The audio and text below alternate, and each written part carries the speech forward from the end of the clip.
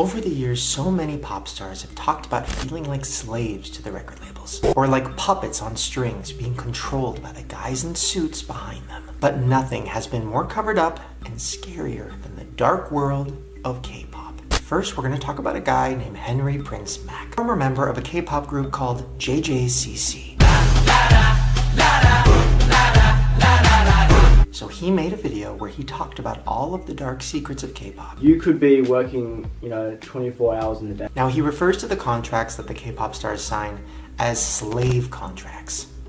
Yeah. Slave contract is usually about 10 to 15 years average. They have terms like no dating, dieting, some even have like plastic surgery. When you're a K-pop star, everything in your life is monitored. Your diet, your weight, your hair, your dating life. And then when it's all over, they're left with nothing. Now these K-pop stars that are being controlled by their record labels are so overworked that they literally pass out on stage. Here's a clip of a girl named Crystal from the group FX.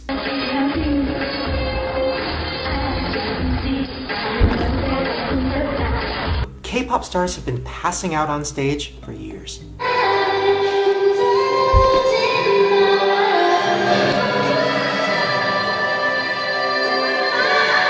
It even happens when they're live streaming.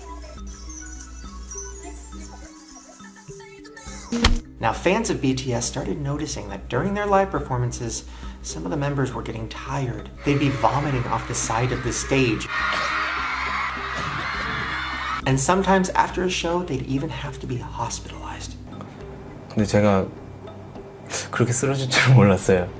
Now listen, it's not just K-pop stars that are treated like this. The amount of music videos from American artists where they're hinting at feeling like robots or feeling controlled by their record labels is insane. And being treated like a slave in the music industry is very common, especially when you're in a group. There was a Q&A with fans, and Lauren said this. I'm wondering if you had any advice for someone trying to go into the music industry, like myself. Read your contract. So I reached out and asked if she would want to talk to us about that clip and also about the possible slave contracts in the record industry. And she responded and said because of all the contracts she signed, she can't say a word.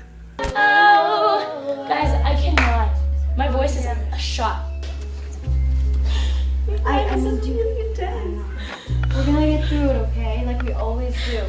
Now, somebody that did talk a lot about it was Michael Jackson. I'm not supposed to say what I'm going to say right now, but I have to let you in on a secret. Tommy Mottola is a devil. Mariah Carey, after divorcing Tommy, came to me crying. She said to me, "This is an evil man. Michael, this man follows me," she said. "He taps her phones, and he's very, very..." That's right, Sony, the same label that was forcing Kesha to work with somebody that she was terrified of. Now, Prince was also very vocal about this as well. And we live in a place now that feels just about like a plantation. We're all indentured servants. Then, of course, you have Kanye, who's been throwing around the word slavery a lot in the press. Slavery. What if he's hinting at the slavery in the music industry? I mean, one of the biggest examples of artists who might be dropping clues is Britney Spears. Now, if you look at the titles of her songs on her first CD, everything was fun. Baby One More Time, Soda Pop. Then on her next album, it got a little darker. Lucky, a song that was about a pop star who was miserable and scared. Then her next album, Lonely, Overprotected, Let Me Be, and of course,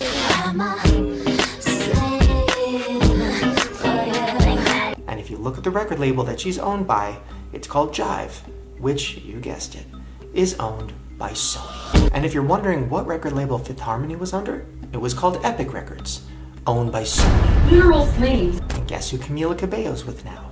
Sony. Camila Cabello has been hospitalized. This girl has a lot on her plate right now, and she just doesn't stop. I'll never be the same. So what does all of this have to do with BTS? Well, very recently, BTS signed with Columbia Records in America. And guess who owns Columbia Records? Sony. I need your love before I fall.